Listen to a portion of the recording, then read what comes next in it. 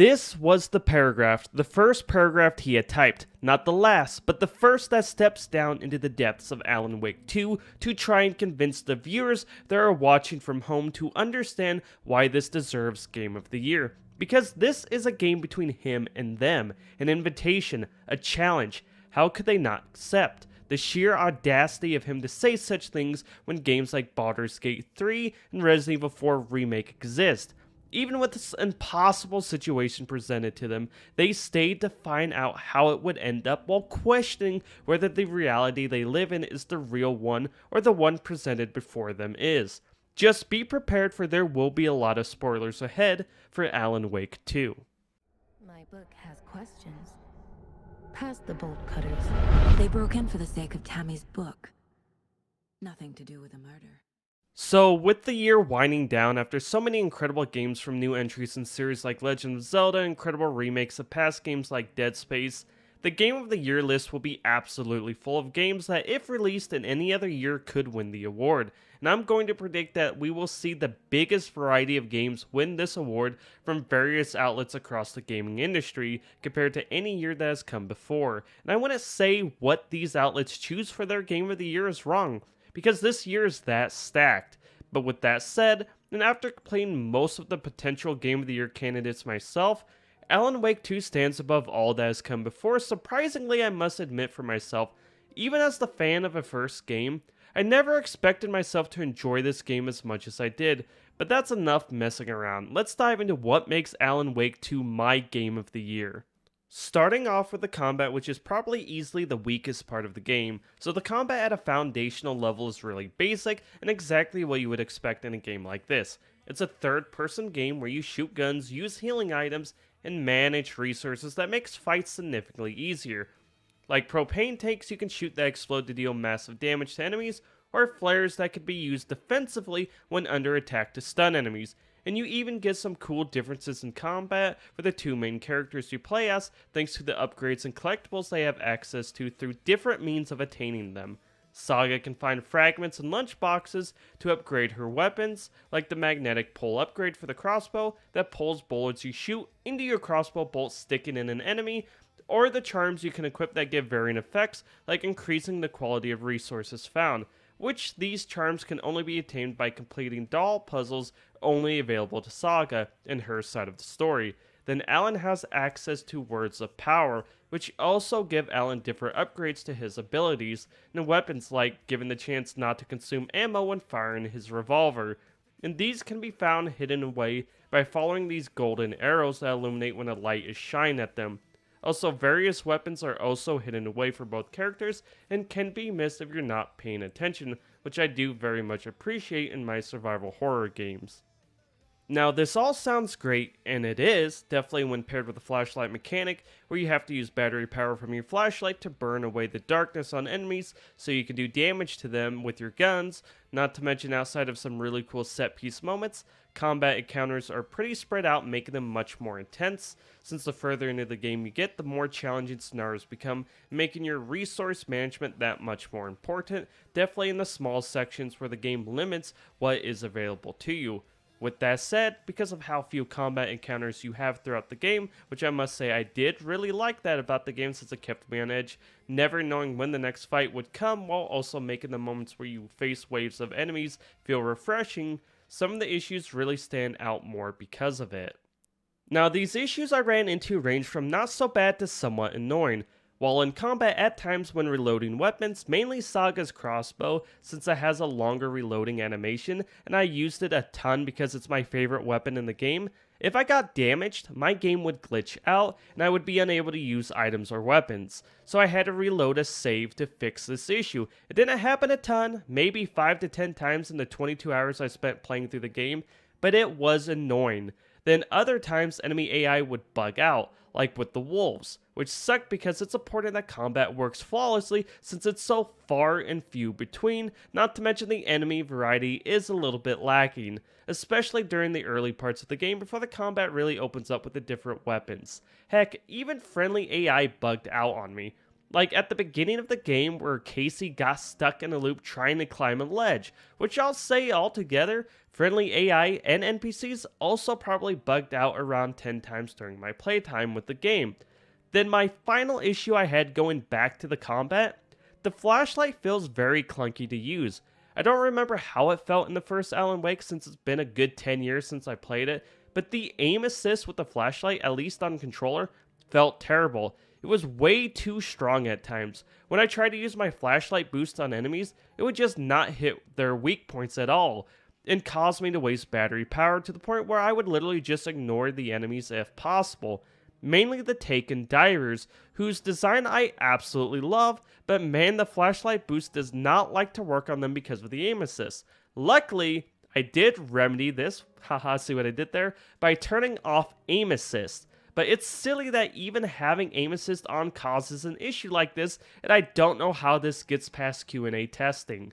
Despite this though, glitches aside, I do love the combat when everything is working right. The dodging mechanic feels skillful and punishing if you don't time it right, especially when facing multiple enemies. Boss fights are super intense with some good variety, and overall, while clunky at times, gets the job done. Then of course, just like any survival horror game, you have safe rooms where you can save and store items, though you're not necessarily safe in them depending on the location, since when you're in light, enemies can't see you, but if you shoot them from inside the light will flicker and enemies will be able to attack you. But that's enough about the combat. By now, you're probably wondering how can this be your game of the year with all these issues? Well, let's jump on over to what truly makes Alan Wake 2 stand out. Its approach to storytelling, visuals, and the gameplay experiences attached to those.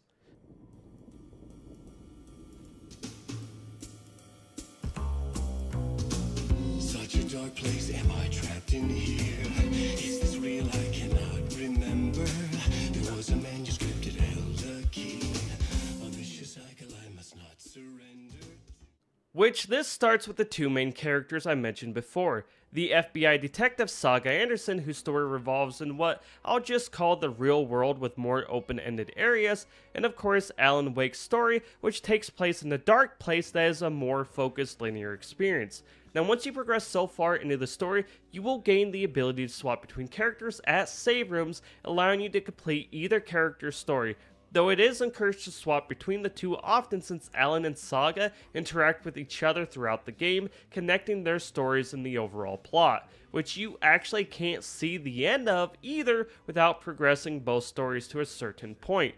Which I love this approach since it allows you to unravel the story in a unique way of your choosing, and Alan's and Saga's stories really feel different from one another. As Saga, you have this place called the Mind Place where you, as a detective, can unravel the story with clues you find throughout the town of Bright Falls in the surrounding areas. Not to mention you're able to dive into what makes different characters think to help solve these mysteries as well.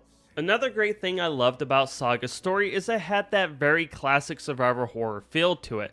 Coffeeland, which has some amazing visuals thanks to the bright lights ripping through the dull, overgrown, abandoned areas surrounding them, really was a treat to go through. Not to mention, I loved how they integrated some of the puzzles and background stories into this area, like counting the numbers on the Ferris wheel to open a locked stash box, or the girl who, let's say, may have fell down a well. Then later on, when you're at the wellness center and manor, it really gives off Resident Evil vibes with the backtracking you have to do to get through certain doors. Plus the inside of these areas have some amazing visuals and details that make them feel very realistic. Then towards the end of the game with Saga, the fights with Scratch had some fun mechanics, like having to stun him so you can start the generators to turn on the lights, making the boss fight feel very different from other combat scenarios, especially with the small variety of enemies that I mentioned earlier that at times I wish had a little bit more to them. Then, switching over to Alan Wake's story, it has a very trippy, evil within feeling to it. The places you travel through and the levels you experience are some of the most unique I have ever seen in a video game. One level, you are literally playing through a musical that is laying out the story before you as you experience it while fighting enemies, since the whole game is based around the writings of Alan Wake changing reality around the town of Bright Falls. Then in other parts of Alan's story, unlike Saga's Mind Place, in Alan's writer's room, he's actually able to change reality before him by scripting out a change to the story, which showcases some crazy tech and visuals by Remedy. Not to mention, this allows such a unique gameplay experience as you experience different versions of the same place before your eyes. Then Alan also has the Angel Lamp, which allows him to store light that can be used to change certain areas to unlock new pathways to progress forward, which is just so damn cool, since the puzzles and the areas designed around these mechanics are just so creative.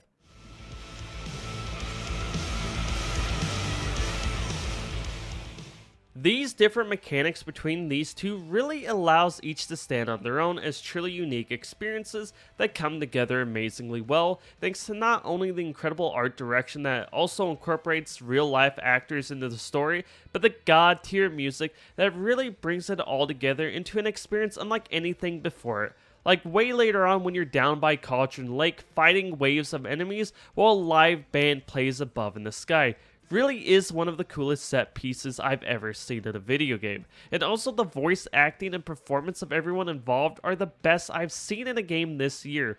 Though I will say at times, animations can be a bit stiff or awkward for characters in one moment, then the next they are just so perfect. Now to touch on performance real quick, I played on the Xbox Series X. I had 0 frame drops and the game just ran incredibly smooth, so absolutely no complaints there. Though if I could complain about something, it's the fact there is no physical version of the game. I always love to have physical versions of the games I enjoy most, so that's a bit of a bummer, and something I'm afraid will become much more commonplace in the coming years. But overall, though the gameplay can be a bit janky at times, Alan Wake 2 finds a way to truly stand out of the crowd in a way no other game does this year. Now that doesn't mean it's for everyone, definitely with how slow the game can be at the start trying to set everything up, but I could see Alan Wake 2 being one of those games that will most likely gain appreciation over time and not in the immediate future. With that said, Alan Wake 2 is my game of the year. I started off not sure if I was going to enjoy it, but ended up loving the game way more than I ever thought I could. Also, Super Mario RPG Remake is right around the corner, which the original is my favorite game of all time, so I banned myself from allowing that to be my game of the year since I'm massively biased towards it.